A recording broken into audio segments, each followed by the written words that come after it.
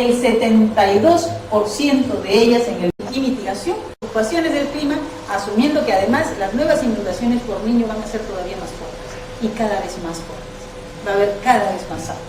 Entonces, dentro del planeamiento urbano tiene que entrar el concepto de gestión del clima, de adaptación, de mitigación y de promoción de proyectos MDL. Se tiene que convertir en una preocupación de la gerencia urbana de la municipalidad. Y obviamente sin planeamiento no existe gestión, y sin gestión el planeamiento se torna simplemente en un depositario de buenas intenciones. Hay que desarrollar esos instrumentos y hay que desarrollar esos proyectos. Así. Entonces, una estrategia de integración, ejemplos básicos, ¿no es cierto? Cuando uno está pensando en la racionalización de vías, cuando se están racionalizando vías, se está pensando en rutas de transporte. Estamos pensando en transportar vehículos o en transportar gente.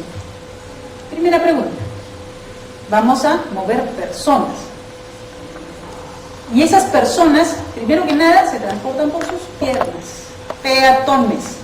Entonces, pensamos en los peatones que pueden subirse en una bicicleta, en un skateboard, en un triciclo, en lo que sea, que no necesariamente es un vehículo motorizado. Y luego de eso, quizá, no sé, un sistema de transporte masivo de tranvía, o quizá otros sistemas diferentes que reduzcan la presión espacial. Y por cierto, acercar, ¿no es cierto?, todo lo que es residencia a trabajo y a recreación. Evitar grandes desplazamientos. Entonces, la planificación del uso del suelo se convierte en una gestión integrada del transporte y de la movilidad urbana que reduce emisiones. Pero no es simplemente una vía, ese es el gran dilema que tienen ahora los del transporte metropolitano en Lima. ¿Cómo demuestran que ese sistema de transporte realmente está reduciendo? ¿Y sobre qué línea de base? ¿No es cierto? Porque también sucede que los carros, por ejemplo, la gente que tiene un carro con GLP, ¿no?, gas licuado de petróleo, gas natural, como les resulta más barato el combustible, el efecto inverso es: ahora me transporto más en mi carro, puedo circular más porque me sale más barato. Y entonces lo que se suponía que iba a ser una reducción de gas de efecto invernadero de 100 se convierte en una reducción de 50, porque el que tiene el auto está ahorrando plata y por lo tanto se transporta y se moviliza más con ese auto. ¿Sí? Entonces, hay que hacer cálculos muy precisos y hay toda una tecnología para cada una de esas, y nuevamente los remito a la página web del mecanismo. Allí está toda la metodología explicadísima al detalle. Entonces, igual, otra estrategia: contrastar vientos, masas arbóreas, áreas verdes con el frente marino costero. O sea, si nosotros estamos generando una reserva de carbono, ¿no es cierto?, una masa arbórea, riberas, zonas de borde, bosques urbanos, estamos hablando de pequeñas plantaciones, ¿no es cierto?, unos 30.000 árboles, 40.000 árboles, no estamos hablando de la selva amazónica, ¿no es cierto?, ahí hablaríamos de 100.000 o de 1 millón.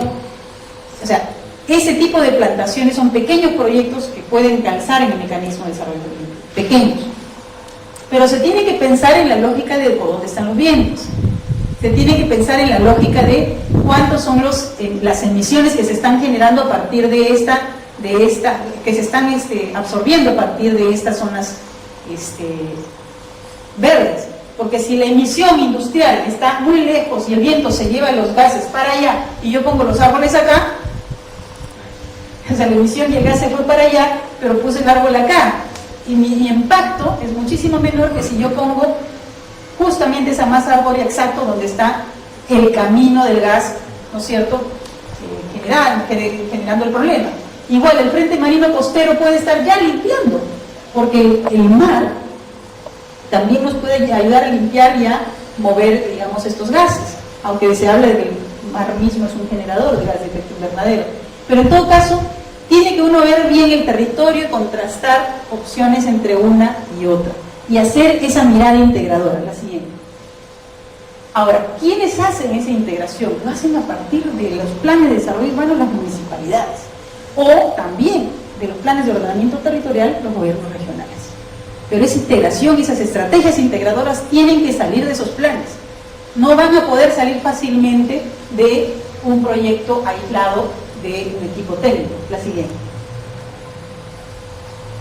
Y por lo tanto, cuando se hacen esos planes, hay que pensar en la flora y la fauna, en el paisaje y el suelo, donde está, hacer estudios de generación de corredores de vida, pensar en el sistema hídrico dentro de la ciudad, cómo se va a dar, cómo hago para que los nutrientes y el agua se recicle y se reuse en la zona, en un sistema de tránsito y de movilidad que incluya a la persona, al discapacitado, al niño y distintas formas modales de transporte, un sistema energético que contemple otras formas de generación de energía que no sean fósiles, combustibles fósiles, un ambiente de vida con calidad, obviamente, residuos sólidos segregados, reciclados y tratados, ya les he dicho, los botaderos son principales generadores de metano, materiales de construcción limpio y de bajo consumo energético, el aluminio, por ejemplo, para producir el aluminio tiene una generación de energía impresionante. ¿Cómo hacemos para utilizar materiales constructivos que su proceso de generación no sea tan consumidor de energía y por lo tanto bajo en emisiones de efecto invernadero? O la arcilla, el ladrillo. Cuando estamos usando ladrillo, estamos usando suelo fértil.